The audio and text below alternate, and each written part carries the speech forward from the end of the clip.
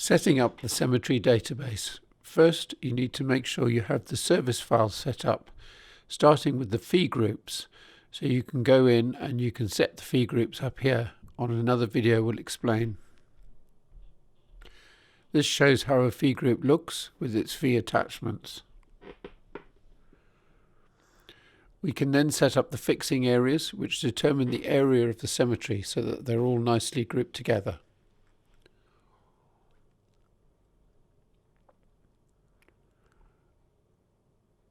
Now, to set up a cemetery, you need to give it a code, something that's relevant to the cemetery.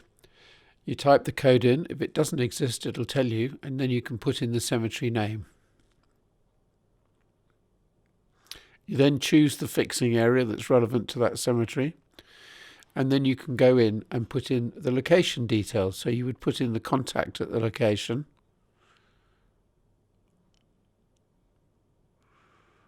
You can enter their position, and then you can enter the address of the cemetery and the postcode. Once you've put the postcode in, you can click on Google Maps, and that will actually show you where the cemetery is, which you may find useful in the future when you're looking for cemeteries that you don't work in quite as often. Now you can put in the phone number and email address, and then we go over to the office account details. Now you can either type these in separately, or you can click on copy on the location side and paste on the account side, and it will transfer it across. And equally you can Google Map that as well. We then choose the cemetery fee group, so you can pick the relevant group for that, and that gives you the fee structure for that cemetery, which is in common with others. You can link cemetery forms to the cemetery by pre-scanning them and turning them into a PDF, and then you simply search through your system and look for the PDF file. So put them into a relevant folder. Here we've got a folder called Cemetery Forms, and then we select the PDF. And on the right hand side there, you can actually click on that, and if you haven't got one set up, make it as Adobe Acrobat, and then it will open up and you can see the cemetery form, which you can then print out and fill out if you wish.